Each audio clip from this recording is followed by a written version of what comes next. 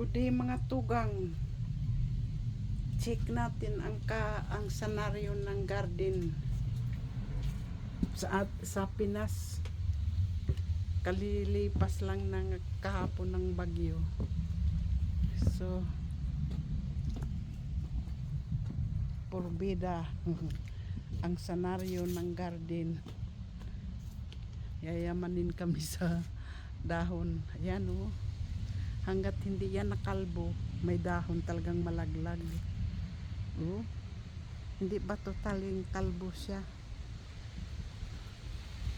Maganda ang panahon namin. Oh, aroy. Lipad pamor ng mga dahon. Uy, lamig. May sikat ang araw pero malamig mga langga. Uy, yayamanin sa dahon. Oh, tamo. Hindi ako walis. Hindi pa tanggal lahat ng mga dahon. O yan o. Yan ang gamit namin pag summer. Tinalukbungan ko ng tabon at nang hindi mabasa at hindi ma-frozen.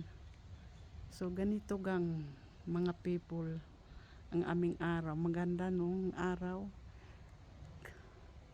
Ngayon lang ito umayos ang panahon kasi nakaraang linggo ulan.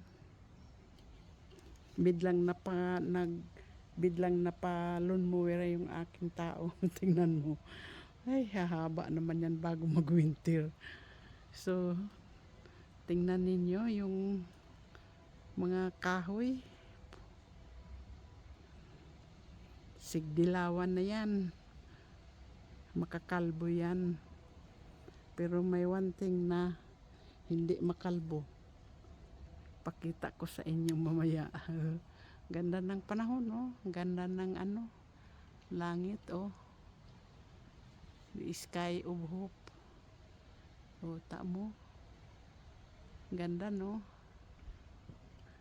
So, lakad tayo.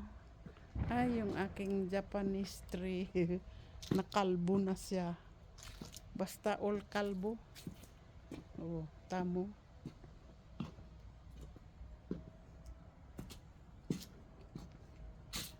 Yung aming lalagyan ng tinabasan bakante pero mapupuno din yan. Hindi pa kasi ako naggupit ng mga dahon eh.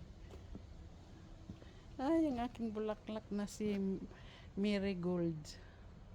Yan, sige pa siya ng pamulaklak. Yung iba kalbo na. So ito oh, dahon pa more. At ito ay kalbo na. Pinutol ko na bago magkalat ng dahon.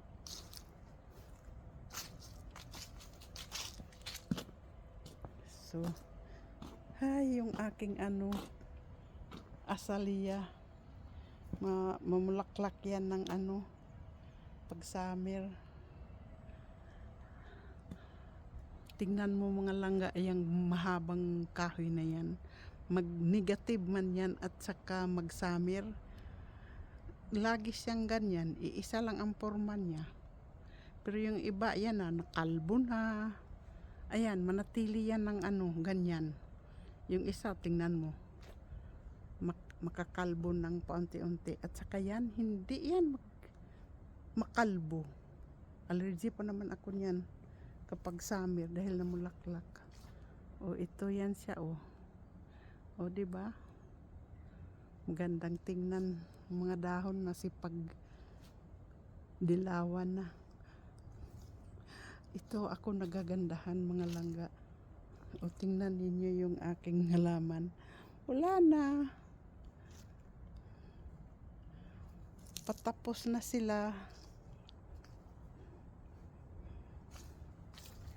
Oh, ito yung aking rose tapos namulaklak, putol na naman niyang abutin.